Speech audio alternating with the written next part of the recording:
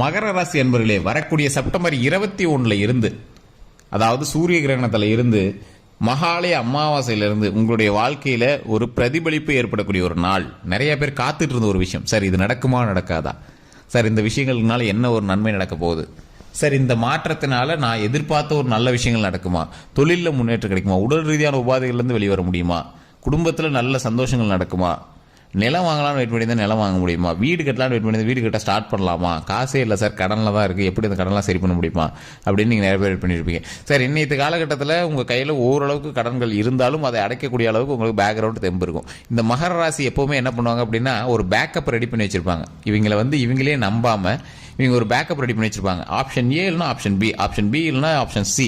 இந்த ஆப்ஷன் சியுமே கட்ட முடியல அப்படின்னாலும் பேக்கப் ஒன்று ரெடி பண்ணி வச்சிருக்கணும். அந்த மாதிரி ஒரு பிளானை வச்சிருப்பாங்க. அந்த பிளான்னாலேயே இவங்க எல்லா விஷயத்தையுமே எக்ஸிக்யூட் பண்ணிடுவாங்க. ஈஸியாக இவங்க டேலி பண்ணிடுவாங்க. இந்த நட்பு வட்டாரங்கள் அப்படிங்கிற பட்சத்தில் இந்த மகர ராசி கொஞ்சம் அதிகம் அப்படின்னே சொல்லலாம். அவங்க என்ன பண்ணாலும் இவங்க ஓரளவுக்கு செட்டில் ஆகி அவங்க சேர்ந்து செஞ்சுக்குவாங்க. இந்த மகர ராசிக்காரர்களுக்கு அவங்களுடைய வாழ்க்கையில் முன்னேறுவதற்கு ஒரு 5 ஸ்டெப்பு தான் யூஸ் பண்ணுவாங்க. அந்த 5 ஸ்டெப் என்ன அப்படின்னா, ஒரு பிளானை ரெடி பண்ணுவாங்க. அந்த பிளானை அப்படியே எக்ஸிக்யூட் பண்ணணும் அப்படின்னு நினைப்பாங்க. ஆனால் இதில் ஃபஸ்ட் பாயிண்ட்டே என்ன அப்படின்னா, அதை வேறு யாராவது ஒருத்தர் வச்சு டெமோ பார்த்துருவாங்க. பாயிண்ட் 1. பாயிண்ட் 2, ஆன்மீக ரீதியான வழிபாடுகள் உங்களுக்கு எப்போவுமே அதிகம். இந்த ஆன்மீக ரீதியான வழிபாடுகளில் உங்களுக்கு ரொம்ப ஈடுபாடு இல்லை அப்படின்னாலும் அதை பற்றி சயின்டிஃபிக்கலாக அதை பற்றி ஆராய்ச்சி பண்ண ஆரம்பிப்பீங்க. சார் இப்படி சாமி விட்டால் போதும் சார், இதுதான் சார் கரெக்ட் அப்படிங்கிற மாதிரி நீங்களே கரெக்டாக ஒரு டேலி பண்ணி வச்சுக்கோங்க. பாயிண்ட் 2. பாயிண்ட் 3 அப்படின்னா, குடும்பத்திற்காகவே டைம் ஸ்பெண்ட் பண்ணணும் அப்படின்னு நினைப்பீங்க. வெளிவட்டாரங்களில் வேலைக்கு போகக்கூடாது, சொந்த ஊர்லேயே இருக்கணும், அதுக்கு தகுந்த மாதிரி நாமளும் சம்பாரிச்சிக்கணும் அப்படிங்கிற மாதிரி நினைப்பீங்க. பாயிண்ட் 3. பாயிண்ட் 4, உங்களுக்கு சுற்றுலா அப்படிங்கிறது ரொம்ப பிடிக்கும். டூரிசம் இந்த மாதிரி சுற்றுறது இந்த மாதிரி ரொம்ப பிடிக்கும். அதனால் வேலையை சொந்த ஊரில் பார்த்துட்டு சுற்றுறது வெளியே போயிட்டணும் அப்படிங்கிற மாதிரி நீங்கள் மைண்ட் செட்டில் இருப்பீங்க. பாயிண்ட் 4. பாயிண்ட் 5 என்ன அப்படின்னா, கொஞ்சம் சுயநலவாதி அப்படின்னு சொல்லலாம். பொதுநலமே சுயநலம் அப்படிங்கிற மாதிரி ஒவ்வொருத்தர் இருப்பாங்க. ஆனால் உங்களுக்கு ஃபஸ்ட்டு நமக்கு பார்ப்போம், அப்புறம் மற்றவனுக்கு பார்த்துக்குவோம் அப்படிங்கிற மாதிரி ஒரு சேஃப் அண்ட் செக்யூரான பர்சன் இந்த மகர ராசி. இது பாயிண்ட் 5. ஆனால் இது சொன்னாலும் ஏற்றுக்க மாட்டாங்க. இதுதான் பாயிண்ட் 6ன்னு வச்சுக்கலாம். ஸோ இது என்ன அப்படின்னா, மகர ராசிக்காரர்கள் இப்போ நம்ம ஒருத்தர் ஜோதிடம் சொல்கிறாங்க அப்படின்னா அதை வெயிட் பண்ண வச்சுட்டு ஜாதகத்தையே ஃபுல்லாக கற்றுக்கிட்டு இவன் சொன்னது போய் அப்படின்னு நிரூபிக்கிற அளவுக்கு இவங்க ஒரு அதிபுத்திசாலி அப்படின்னே சொல்லலாம். எந்த ஒரு விஷயம் சொன்னாலும் அதை பற்றி ஆராய்ந்து நெட்லேயோ கூகுள்லேயோ எதுலேயோ ஒன்று சர்ச் பண்ணி அது கிடையாது இதுதான் கரெக்ட் அப்படின்னு இங்கே தீர்மானமாக சொல்கிற அளவுக்கு ஒரு முக்கியமான ராசி.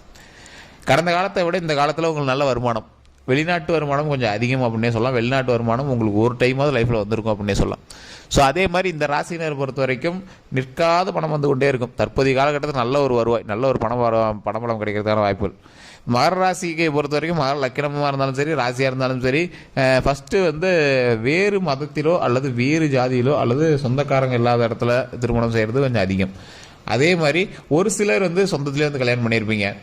இந்த ராசினரை பொறுத்த வரைக்கும் கிட்டத்தட்ட ஒரு திருமணம் நடந்தது அப்படின்னா ஒரு 2 ஒரு காலம் அல்லது 3 ஒரு காலத்தில் குழந்தை பேர் உருவாயிரும். ஃபஸ்ட்டு குழந்தை ஆண் குழந்தையாக இருப்பதற்கு அதிக வாய்ப்பு இருக்குது, 80% வாய்ப்பு இருக்குது. இந்த ராசினருக்கு திருமண தடைகள் ஏற்பட்டு தான் திருமணம் ஏற்படும். ஸோ அந்த திருமணமே பார்த்தீங்கன்னா ஒரு கொஞ்சம் டிரைவ் நீங்கள் கொஞ்சம் தூரமாக இருந்தால் திருமணம் பண்ணுற மாதிரி இருக்கும்.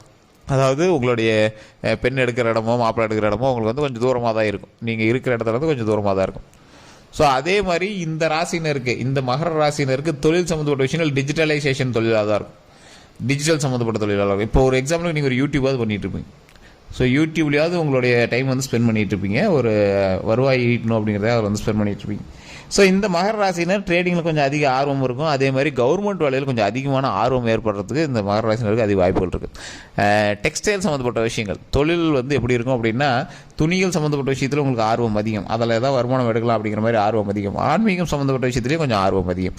அதிலே ஜோதிடம் சம்மந்தப்பட்ட விஷயத்துலேயும் உங்களுக்கு கொஞ்சம் ஆர்வம் அதிகம். ஸோ இந்த மாதிரி தான் உங்களுடைய வாழ்க்கை திறன்கள் அமைந்திருக்கும். ஒரு கல்வி அப்படின்னு எடுத்துக்கும் போது கல்வியில் ஓரளவுக்கு முதன்மையாக இருப்பீங்க. ரொம்ப டாப் மோஸ்டான்னு கேட்டால் கிடையாது, ஓரளவுக்கு முதன்மையாக இருப்பீங்க. இந்த கல்வியெல்லாம் முடிச்சதுக்கப்புறம் ஒரு தொழிலில் நீங்கள் படிப்பீங்க. அந்த தொழிலுக்கு சம்மந்தப்பட்ட மாதிரி வேலைக்கு நீங்கள் போக மாட்டீங்க. ஸோ தொழிலுக்கும் நீங்கள் படித்த வேலைக்கும், அதாவது நீங்கள் படித்த ஒரு கோர்ஸுக்கும் சம்மந்தமே இருக்காது இந்த மகர ராசியை பொறுத்த வரைக்கும். அப்படியே டோட்டலாக சேஞ்சாக இருக்கும். சிலது சினிமா துறை சார்ந்திருக்கும், சிலது ஏதோ ஒரு டிஜிட்டலைசேஷன் விளம்பரம் சார்ந்திருக்கும், அல்லது ஏதோ ஒரு நியூஸ் சார்ந்திருக்கும். ஏதோ ஒரு இந்த மாதிரி ஏதோ ஒரு துறை ஃபுல்லாக டிஜிட்டலைசேஷனு, விளம்பரம், என்டர்டைன்மெண்ட், டிவி இந்த மாதிரி துறை சார்ந்து தான் உங்களுடைய வாழ்க்கையோடைய வருமானம் அமைஞ்சிருக்கும் அப்படிங்கிறத ஒரு நிதர்சனமான உண்மை. யார் சொன்னதையும் ஏற்காத ஒரு ராசி மகர ராசி. யார் சொன்னதையும் வச்சுக்க மாட்டாங்க. இந்த மகர ராசிக்காரர்களுக்கு வயிறு சம்மந்தப்பட்ட பிரச்சனைகள் ஏற்படுறதுக்கான வாய்ப்புகள் அதிகமாக இருக்குது. தலையிலேருந்து கால் வரைக்கும் என்னமோ ஒரு மாதிரி இருக்குது சார், என்னன்னே தெரியல சார், ஆனாலும் ஒரு மாதிரி இருக்குது. சில நேரத்தில் பயங்கள் ஏற்படுது, ஒரு உயிர் பயம் மாதிரி ஒரு இது ஏற்பட்டிருக்கு. அது எப்படி வெளிப்படுறதுனே தெரியல. ஆன்சைட்டின்னு சொல்லுவாங்க அது பேர். சில நேரத்தில் வெளியே போனால் தான் சார் மைண்ட் ரிலாக்ஸாக இருக்குது அப்படிம்பீங்க. சார் சும்மாவே படுத்துட்டு இருக்கிற மாதிரி எக்ஸசைஸ் பண்ணணும்னு தோணுது, ஆனால் எக்ஸசைஸ் பண்ணுறதே ஒரு மாதிரி நினைப்பீங்க. 2 நாளைக்கு ஜிம்முக்கு போய்ங்க, அப்புறம் போர் அடிக்குன்னு வந்து உட்காந்துக்கிங்க. ஜிம்முக்கு போகலான்னு நினைப்பீங்க, அங்கே போய் எங்கேயோ உட்காந்து சாப்பிட்டுட்டு இருப்பீங்க. ஸோ இந்த மாதிரி தான் வந்து இந்த மகர ராசியோடைய குணாதிசயமே அமையும். ஒரு நல்ல செய்யணும்னு நினைப்பீங்க, அப்புறம் செஞ்சுக்கலாம், பார்த்துக்கலாம், வா போய் வேலையை பார்க்கலாம் அப்படின்னு நினச்சிட்டு வந்துடுவீங்க. ஸோ யாராவது ஒருத்தருக்கு வந்து ஏதோ ஒன்று வாங்கி தர நினைப்பீங்க, அப்புறம் வாங்கி தந்துலாம் வான்ட்டு வந்துடுவீங்க. ஸ்டெப் ரிஸ்க் எடுக்கிறது யோசிக்கக்கூடிய ராசியில் மகர ராசி ஃபஸ்ட்டு ராசி அப்படின்னு சொல்லலாம். ஸ்டெப் ரிஸ்க்லாம் எடுக்கவே மாட்டீங்க. ரிஸ்க் எடுக்காமல் நிறைய வாய்ப்புகள் இருக்குது, நிறைய வேலை இருக்குது, எதுக்கு அதெல்லாம் பண்ணிட்டு அப்படிங்கிற மாதிரி நினைப்பீங்க. ஸோ இந்த ராசியினர் கல்வி, செல்வம் இந்த மாதிரி விஷயத்தெல்லாம் பெருசாக இருக்காங்களா அப்படின்னு கேட்டால் ஓரளவுக்கு ஒரு சின்ன ஸ்டெப்பாவது எடுத்து வைக்கிற அளவுக்கு இவங்க வந்து கொஞ்சம் இந்த மாதிரி விஷயத்தில் கொஞ்சம் ஈடுபாட்டாக இருப்பாங்க. பணம் சம்பாதிக்கிறதுல வெறி கொண்டு செயல்படுவாங்க. இவங்க சம்பாதிக்கிற மாதிரி பணத்தை வேறு யாராலையும் சம்பாதிக்க முடியாதுங்கிற அளவுக்கு இவங்க வந்து வெறி கொண்டு செயல்படுவாங்க. சில நேரத்தில், குறிப்பிட்ட நேரத்தில் பணம் என்னடா வாழ்க்கை அப்படின்னு நினைக்கக்கூடிய ராசி இந்த மகர ராசி. இந்த மகர லக்கினமும் அப்படி தான் சொல்லுவாங்க. ஃபேமிலிக்கோ டைம் ஸ்பெண்ட் பண்ணணும், அதுதான் வாழ்க்கை அப்படின்னு நினைப்பாங்க. கோயிலாக போயிட்டலாம், அதுதான் வாழ்க்கை அப்படின்னு நினைப்பாங்க. ட்ரிப்பு போயிட்டலாம், அதுதான் வாழ்க்கை அப்படின்னு நினைப்பாங்க. இந்த மாதிரி நிறைய மாற்றங்களை எங்களோட லைஃப்பில் அவங்களே வந்து தீர்மானிச்சுட்டு அதுதான் கரெக்ட் அப்படின்னு இவங்க வந்திருப்பாங்க. ஸோ உடல் ரீதியான உபாதைகளில் கொஞ்சம் செலவுகள் அதிகமாக ஏற்படுத்திருப்பீங்க. கடந்த காலத்தில் உங்கள் பேரில் லேண்ட் வாங்கலாம் அப்படின்னு நினச்சிப்பீங்க, ஆனால் உங்களால் வாங்க முடிஞ்சிருக்காது. அதை உங்களுடைய வீட்டில் இருக்கவங்களுடைய யாராவது ஒருத்தர் பேரில் வாங்குவீங்க. ஸோ இதுதான் மகர ராசியினுடைய ஒரு விஷயம். இந்த மகர ராசினர் எங்களுடைய கல்வி சம்மந்தப்பட்ட விஷயத்துக்காக அதிகமாக செலவு பண்ணியிருப்பாங்க. பூர்வீகம் அவ்வளோ செட் ஆகாத ஒரு ராசியில் இந்த மகர ராசி ஒன்று அப்படின்னு சொல்லலாம். பூர்வீக நிலங்களில் இருந்திருக்கீங்க அப்படின்னா அது ஒரு சின்ன சின்ன ஏற்ற இறக்கங்கள் இருக்கிறதா தான் இருக்கும். அதனாலேயே நீங்கள் வந்து அதெல்லாம் மாற்றிட்டு வெளியே ஏதாவது ஒரு லேண்ட் வாங்கியிருப்பீங்க, அதில் வீடு கட்டியிருப்பீங்க. இப்போ பக்கமாக ஒரு லேண்ட் வாங்கியிருப்பீங்க, அந்த லேண்டை வந்து மாற்றிட்டு வேறு ஏதாவது ஒரு இடத்துல பெரிய இடம் வாங்கலாம் அப்படிங்கிற மாதிரி ஐடியாவில் இருப்பீங்க.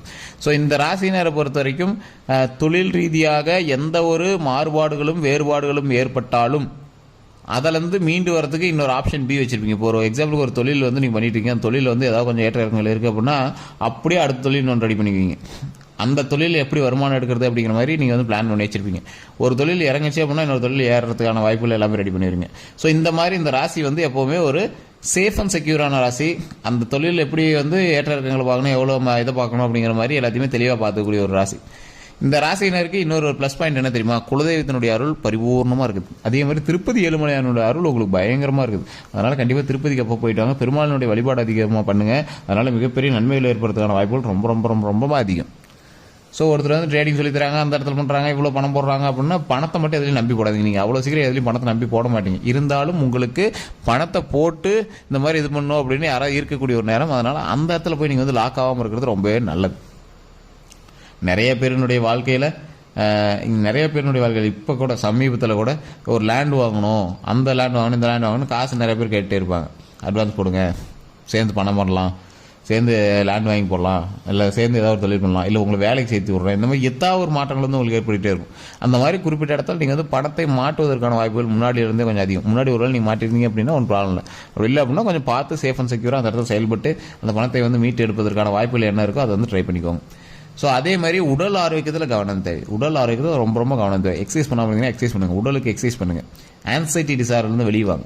ஒரு இடத்துல தனியாக உட்காந்து நீங்கள் வந்து வேலை பார்த்துருப்பீங்க, அதெல்லாம் வெளியே வாங்க. ஒர்க் ஃப்ரம் ஹோமாக இருக்கும், என்ன பண்ணுறேனே தெரியாமல் நீங்கள் போய்ட்டு உட்காந்து வேலை பார்த்துட்டு இருப்பீங்க. அதெல்லாம் கொஞ்சம் சரி பண்ணிக்கோங்க. மைண்டை ரிலாக்ஸாக வச்சுட்டு அதுக்கு தகுந்த மாதிரி செயல்படுங்க.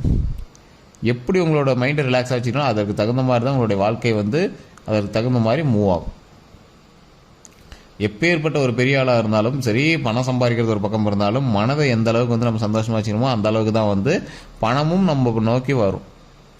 ஸோ மைண்டை கொஞ்சம் ரிலாக்ஸாக வச்சுட்டு ஸ்டெப் எடுத்தீங்க அப்படின்னா அந்த மகர ராசி மாதிரி வேற ஒரு ராசி எதுவுமே செயல்படாது. அந்தளவுக்கு திறன்பட செயல்படக்கூடிய ஒரு ராசியில் அந்த மகர ராசி முதன்மையான ராசி. கல்வி செல்வத்தில் முதன்மையாக இருக்கக்கூடிய ராசி. குடும்ப ஆரோக்கியத்தில் கவனத்தை செலுத்தக்கூடிய ஒரு ராசி.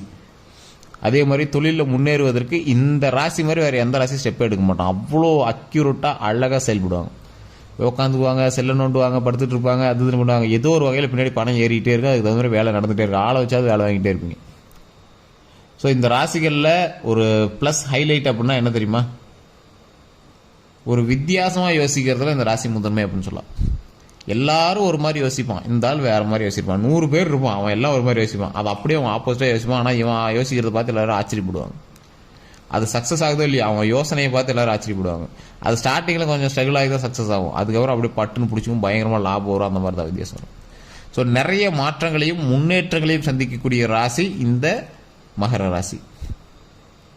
கட்சி மீது ஆர்வம் இருக்கும், சில கட்சியில் போய் சேரலாம் அப்படின்னு ஆர்வம் இருக்கும். அரசியலில் இப்போதைக்கு உங்களுக்கு ஈடுபாடு வேண்டாம், கொஞ்சம் பொறுமையாக செயல்படுங்க. அரசியல் இருக்கிறவங்களுக்கு ஓரளவுக்கு தான் அனுகூலம் இருக்குது. ஸோ ஓரளவு கொஞ்சம் பார்த்து ஸ்டெப் வச்சிங்க அப்படின்னா கொஞ்சம் நல்லதாக இருக்கும். இந்த சூரிய கிரகணத்திற்கு மேலே வரக்கூடிய நாட்கள் மிக அருமையான நாட்களாக அமைய போகுது.